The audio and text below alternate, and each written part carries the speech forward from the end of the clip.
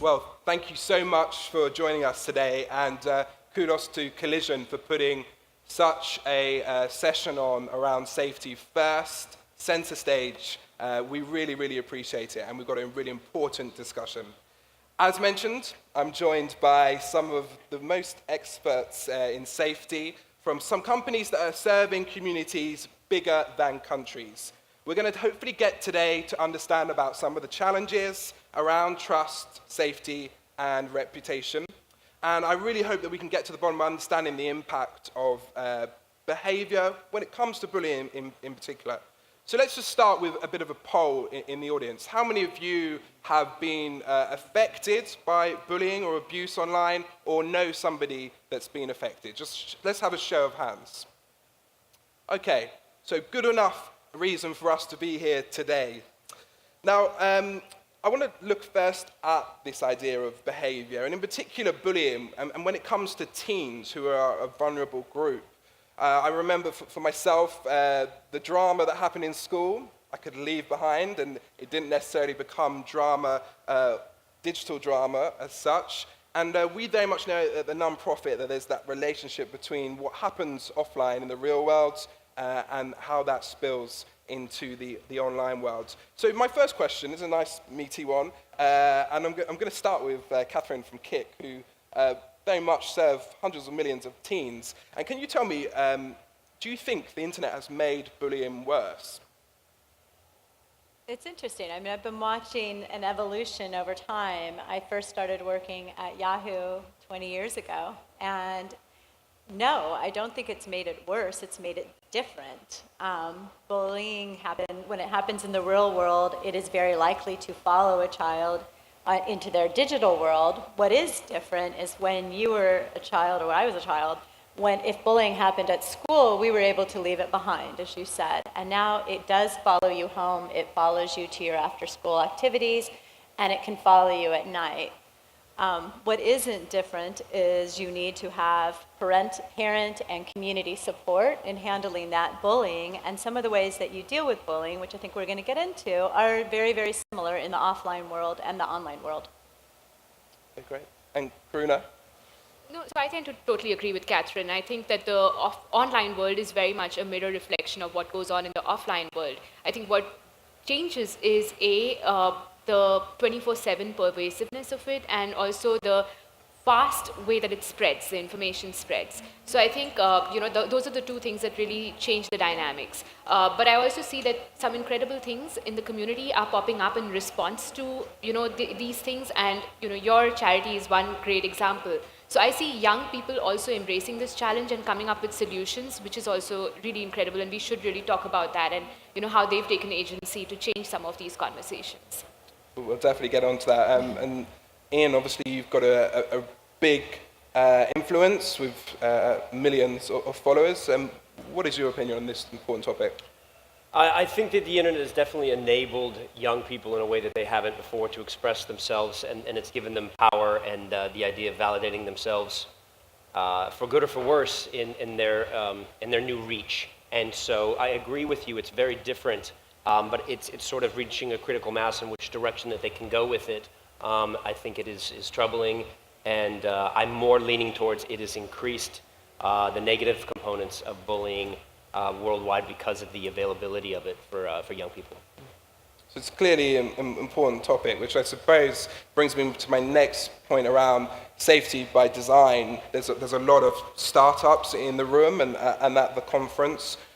Just why is safety so important? And when we're thinking about safety by design, I'll direct this first to the two tech companies. Are there any good examples where actually competition has been put to one side and safety tools, safety design has been shared? And if so, can you tell us a little bit more about that? Because I'm sure some of the startups would be really interested if there's any tools available or good practice. No, absolutely. I think safety is one of the areas in which we really cooperate and we don't compete. And that is something that we say to each other every time we meet. And there are numerous technologies that we as the industry have developed to combat some of the bad issues that we see online. One great example is photo DNA. I'm sure most people in the audience know this, that anytime a photograph is uploaded onto our platform or many others, it is scanned against a data bank of known hashed images of child sexual abuse. This data bank is maintained by the National Center for Missing and Exploited Children. And if the image is found to be of known CEI, not only do we take it down, we file a report to NECMEC. But if we find any new images are reported to us, we also hash them and add them to the data bank. So this is just one example of how we are developing technologies to combat the abuse online. One of my favorite days at Facebook is actually something which we call a cross-industry child safety hackathon. It happens every May. We open our doors at Facebook and we get representatives, engineers from across the industry to put aside their day jobs and come into Facebook and focus for 2 entire days on building new technologies for keeping children safe. And the energy in that room is just absolutely inspiring and motivating to see them work together to find solutions, the next-gen solutions for keeping kids safe. That's another great example of how we don't compete when it comes to safety. It's in our interest to make sure that everybody is using the best of technologies to keep the bad content off, to keep the bad actors off, and we really do collaborate for that. And how would people in this room get sort of access to some of that collaboration? Absolutely. Yeah. I would suggest, if you haven't already, to look up the Tech Coalition. It is the organization that we as industry started at least 10 years ago, under the premise that child safety and especially child exploitation is not a competitive issue, and that we would all be better if we shared information and shared strategies and even technology. And at the time, that was radical, going to your leaders at a company and saying, I want to share technology, but it's for this non-competitive, really good issue. But now it's come to be a really, really supportive, engaging organization. We do have the hackathon every year, but we also have a policy hackathon where we get together in May and talk about policies. And there is a mentorship ability that we just started in last year, partially because there are so many new startups who, like every startup I've worked with actually, you have a great idea, you think about all the good it's going to do or how it's going to change the world of business or sports or gaming, whatever your industry is, and then the misuse comes along. The Tech Coalition is a resource. You can go to them and say, I need a mentor, and they will try to connect you with one of the more established companies or a company that's like yours that can help you. And again, we all take it as non-compete and help. Good to know. And Ian, obviously some of these companies have gone from bedrooms or university dorms to quite quickly boardrooms and international companies. As an influencer, does safety and how safe a platform is, do you take that into consideration when you're thinking about partnering or using certain platforms? Absolutely. And obviously, my fellow speakers have told you about the technology that they're using to keep kids safe, and that's really why I'm here, is to figure out how to maintain a level of safety for the kids. And apart from the technology, which I don't deal with, what I think is important is engaging the kids themselves in the idea that they need safety, they need to be included in the overall program so they can take advantage of it. Whereas at the moment, they don't really think that there's a problem. They enjoy the anonymity. They want to live in this new, strange adult foreign world, and they think, I'm great, I'm fine, and I'm safe. So to make these things work, they need to be on board as a young group with a social conscience to go, guys, we're at risk. Let's think about our futures instead of have our parents and adults tell us that we need to do it this way because they're ruining our social media. These are new ideas for me that I'm hearing from companies that are, sometimes are getting some bad press. To hear what they're saying is mind-blowing, and I'm going to pass that along to these kids and say, get informed, get on board, and be part of it. And I think that once they embrace it, they're going to take their own safety and make it even stronger than we can on our own. We're going to touch on that a little bit more about the tools available, but it makes me think of this idea of communities, whether they're online or offline. Communities all need rules and, dare I say it, regulation. I know it's a bit of a scary word to some of the tech companies, but they're important. And just like there's some real life principles offline, when it comes to the way we treat each other and using services, it's incredibly important that that's the same online. Facebook made a decision last week to publish their community standards in an effort for more transparency and hopefully increase in trust there. I want to ask the panel, just how important are these community standards? And tell me a little bit more about the hard choices that you guys have in terms of governing what is acceptable and what isn't acceptable.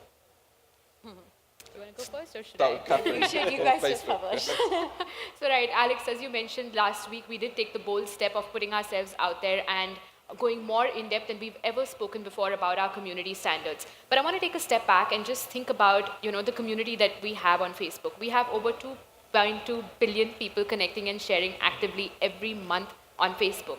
Now, if you just think about the diversity of that community and the sheer global nature of it, making community standards is a very, very tough job, as you mentioned. And the way that we do it is that we make sure that we are working very closely with partners across the world, people who are really in the field working on these issues, and we make sure that we incorporate their voice into the process of designing these community standards. So you wanted to talk about the complexity of it. Let's just take even a standard like nudity. If you have a platform which is so global as ours, and the definition of nudity varies so much around the world, if I go to my colleagues in India, where I'm from, the first response I get is, you guys need to cover up more, like there's too much nudity. And then you come down to the Nordics, where the standard on nudity is so different, and the response you'll get is, you guys are such prudes, this is just self-expression, this isn't nudity. So how do you really govern for a community that is so diverse and so different? And that's what we've tried to talk about with this transparency effort around our community standards. But I think the way that we think about it is that we really need to take a 5-point approach when it comes to safety. Not only do we need to have these policies and community standards that very clearly define what people can and cannot share on our platforms, but we need to also give people the tools to control their experience. Tools that run at the back end to weed out the bad content, but also giving users the controls. So, some people come to Facebook because they're public figures. This is a broadcasting, space for them. But most people come because they just want to connect and share with the people who are very close to them. So we want to enable that experience. The third piece of it is giving people the education, the help and the support, the resources. So this means of places like the help center or the safety center where people can go and ask questions, but also within the app itself, making sure that we're giving people the education, the prompts they need when they're using our service. So every time they're about to make a post, we want to remind them, hey, you're about to share this with the whole wide world. Is this your intended audience? And the last two pieces of it are partnerships and feedback, because partnerships and feedback are very crucial for us to get this right. We're experts at building the platform, we're experts at technology, we aren't experts on the many issues that we come across, things like suicide prevention, child safety, safety of domestic violence victims. So really making sure that we're looking at it 360 degrees is super critical for us. And Catherine, you've obviously had a lot of experience in various companies before Kik, but tell us a little bit more about the challenges for setting community standards. Yeah, I think one thing is you look at Facebook and how large their platform is, how large your audience is, and quite frankly, how large your resources are, how many people you have. And I know when I've been working with smaller companies, one thing is to sit there and say, okay, but they can do that, what can I do?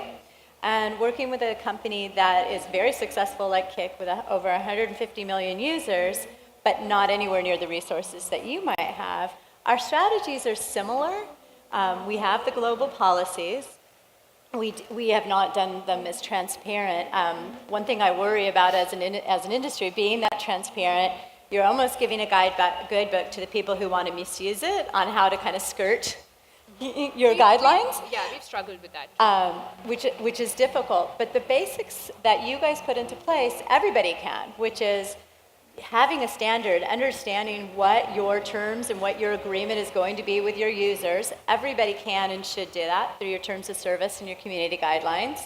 You can and should have some ability for users to customize their experience. I think of it as, safety is a personal definition, and it's different for everybody. So what is safe for a 13-year-old would be overly restrictive for a 21-year-old. So you want to put in the ability to change whether or not you're sharing, to allow blocking, to allow ignoring, and to put those things in place like you have.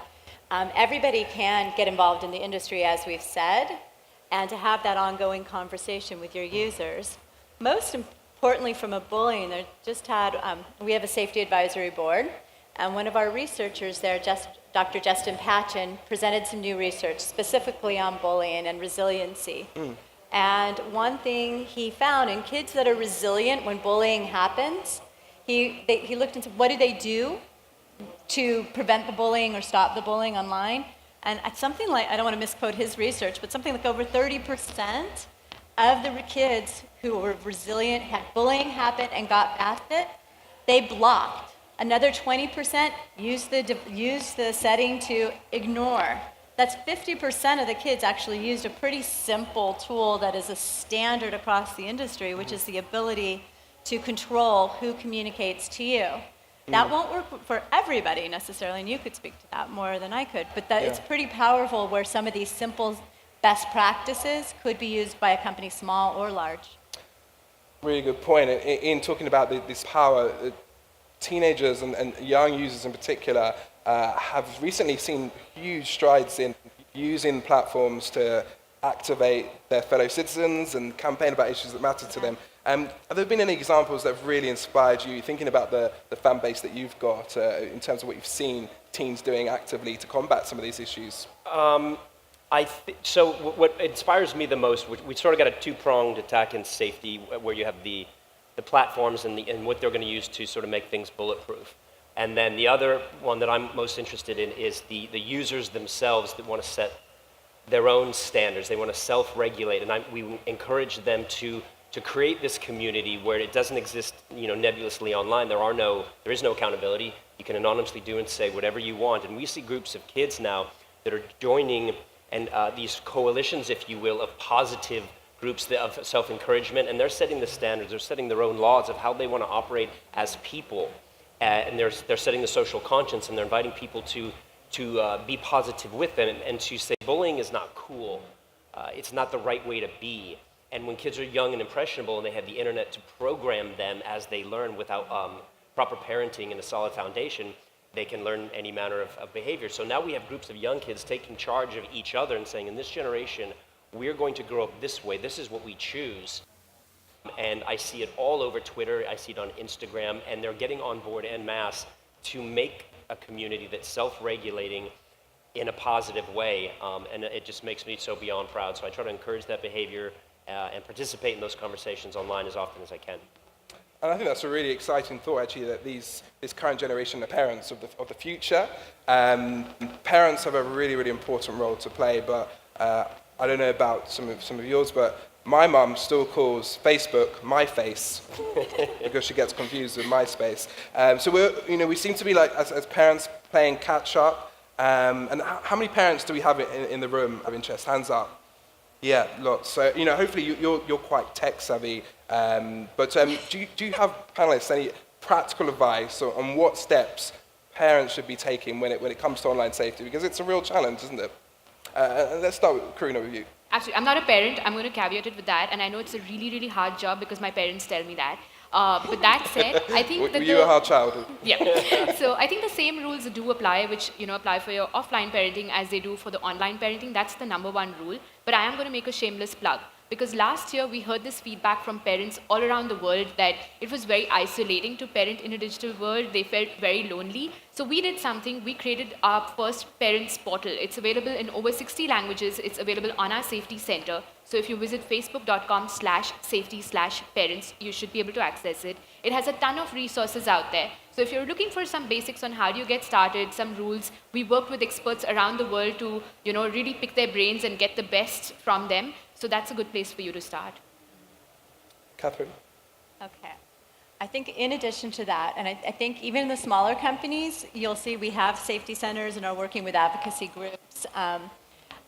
One thing I would say as a parent, and I was an educator before I got into technology, is there's an idea that you need to, kids are better at technology, they know how to push the buttons, they know how to set your devices, to your point, Alex, and there's a feeling that parents are a step away from the technology and don't know the technology as well, so they can't tell their kid what to do. And I've seen this everywhere I've worked and in every audience. And if I say one thing to parents is that this is your child and this is part of your child's world.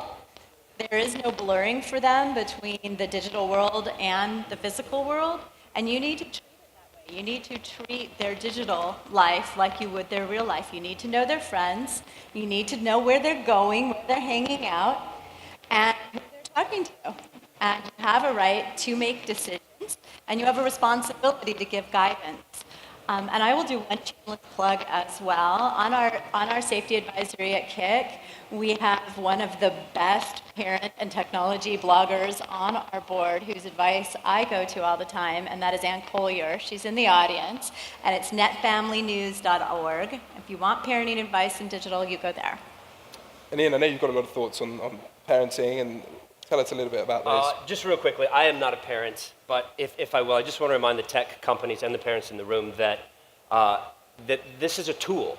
The internet is a powerful tool that can exponentially take personality and the will and the wishes of your child or your niece or your nephew or your friends or your students, and they can take that tool and they can use it. So whatever they start with is going to be exponentially blown up. So that's where our responsibility is as parents, friends, educators, and the makers of the technology. Just keep that in mind. So what we're dealing with is a nuclear reaction, and we're setting it in the hands of a very small person that doesn't necessarily have the ability to contain it. So maybe, I don't know, be like one of the control rods that goes in and make sure that it doesn't, get out of control.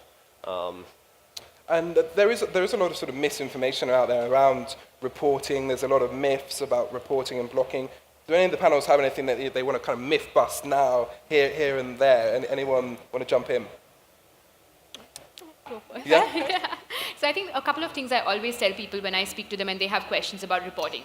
Number one, report on Facebook, report exactly what you want the reviewer to see. So if you want them to see a comment, don't report the entire profile. You're going to send them on a wild goose chase. The other piece of myth busting that I do is that many people are under the misconception that the more people report, the faster we're going to react to it. Unfortunately, it doesn't work that way. We treat each and every report the same. We ask you a series of questions when you choose to report something to Facebook. Pay close attention to them. We ask you, why do you think this shouldn't be on Facebook? And we give you some options. So make the best choice that you can. We have teams of reviewers who sit around the world. They're trained in over 40 languages. They're going to review that piece of content that you've reported and review it against all of our community standards, not just the one which you thought was the best choice. So we're going to try our best to do to make sure that we resolve your complaint in the fastest possible time.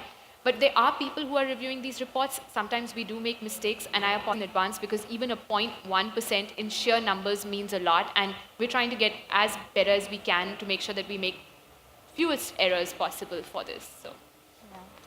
Catherine? Yeah, I would just add that I think it's one tool in your tool case as a user, and in training teens or training your kids on how to use these platforms, is they should know that if you do report, when a company has gone to the effort to put in a flag for reporting, generally they're going to look at it, and we do take those seriously, even the small companies. And by and large, as human beings, it's not quite computers looking at reports, yeah? So we do have some around of automate to help us triage the reports and also to weed out the stuff which we have been able to use machine learning to a very sophisticated level. But most of the reports do go through human hands, and that's where sometimes we do make a few errors.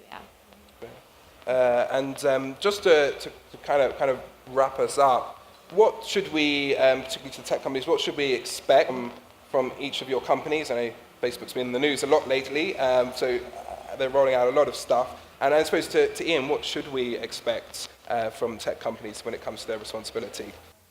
So, Bruno. So F8 is going on. We're just kicking off F8 today. It's our largest developer conference. We're going to be announcing some really exciting things, so stay tuned if you aren't already. Mark has already made a series of posts around what more we're going to be doing to give people more controls and be more transparent around our privacy efforts. So that's something as well that I'd recommend people keep a lookout for. But it's exciting times. I think there's a lot more that we should be doing and we will be doing. So we're going to come up with hopefully a lot more great announcements in the coming weeks. Yeah. And Kick has just made a very, very public announcement that they are heavily investing in safety, including a $10 million investment, which for a company our size is quite significant. And that will go to different areas, as we discussed at the beginning, of a multi-pronged approach to safety, both product design, putting in user controls, and user education, as well as on the back end, how do you filter, how do you use machine learning, and how do you moderate? Like any product that the consumer wants to buy, regulating it is not profitable. I get that. But I would encourage the companies to, as I know that they are doing, to realize that if you can integrate safety into your platform in a productive way, it can actually be more productive, it can be more profitable. And I know we're dealing with commerce versus moral and social conscience, but they can be married together. We can keep people safe and make money and improve the world. But you have to try and you have to care. So I would encourage you to have a little heart and think about ways to do that. Great. Well, I definitely get the sense that safety is all about collaboration, and although the conversation might be ending here for us, we want to hear from everyone in the room. Myself at the non-profit, the Diana Award in memory of Princess Diana, we're really trying to spread the message that young people have to change the world, and I know everyone on this panel very much believes that. So thank you so much for joining me, Karuna, Catherine, and Ian. We've really enjoyed this session, and let's keep talking about safety online. Thank you. Thank you. Thank you.